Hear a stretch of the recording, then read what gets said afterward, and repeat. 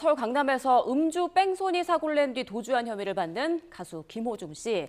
조금 전 구속영장 심사를 받고 지금 강남경찰서로 이동한 모습 확인하셨는데요. 네, 재판부의 신문이 40분 만에 종료된 것으로 알려졌습니다. 오늘 안에는 구속 여부가 결정될 것으로 보이는데 이 법원에 나가 있는 현장 취재기자 연결해서 자세한 내용 들어보겠습니다. 김기수 기자.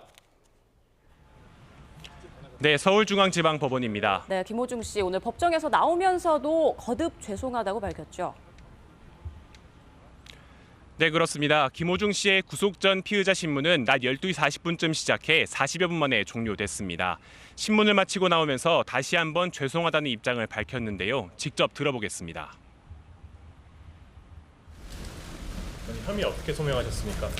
죄송합니다. 반성하겠습니다. 죄송합니다. 구속영장 심사는 사고 은폐를 시도한 수속사 대표와 관계자 김 씨 순서로 진행됐습니다. 김 씨는 지난 9일 서울 신사동에서 술을 마신 채 운전대를 잡았다가 반대편 차로에 있는 택시를 들이받고 달아난 혐의를 받습니다. 경찰은 앞서 사흘 전 김 씨를 조사한 뒤 바로 다음 날 구속영장을 신청했는데요. 김 씨가 사고를 숨기기 위해 운전자 바꿔치기를 시도한 점, 그리고 숙사 관계자들이 사고 당일 김 씨가 탔던 차량의 블랙박스를 훼손한 점 등을 미뤄볼 때 증거인멸 우려가 크다고 판단했습니다.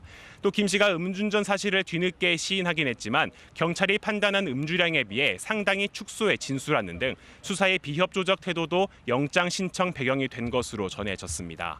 오늘 심사에서는 담당 검사도 직접 나와 구속 의견을 개진했습니다.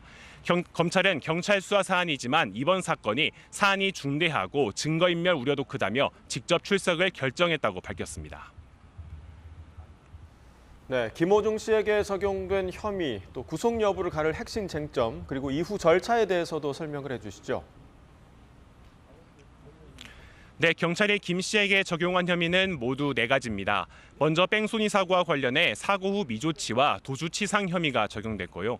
매니저 허위 자수와 관련해 범인 도피 방조 혐의가 포함됐습니다. 가장 공방이 치열할 것으로 보이는 쟁점은 위험운전 치상 혐의입니다. 이 혐의는 사고 당시 정상적인 운전이 불가능할 정도로 취한 상태였다는 걸 입증하는 게 핵심입니다. 앞서 경찰 조사에서 김 씨는 술을 10잔 이내로 마셨으며 휴대전화 블루투스를 연결하려다 순간적 실수로 사고가 났다고 진술했는데요.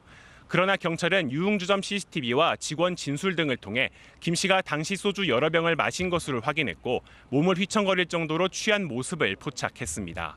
경찰이 김 씨의 신병을 확보할 경우 위드마크 공식을 통한 혈중 알코올 농도 추산과 김 씨가 증거인멸에 개입했는지 등에 대한 수사도 속도를 낼 방침입니다. 구속 전 피의자 신문을 받은 김 씨는 강남경찰서로 이동해 유치장에서 결과가 나올 때까지 대기하게 됩니다. 구속영장 발부 여부는 오늘 안에 결정될 것으로 보입니다. 지금까지 서울중앙지방법원에서 전해드렸습니다.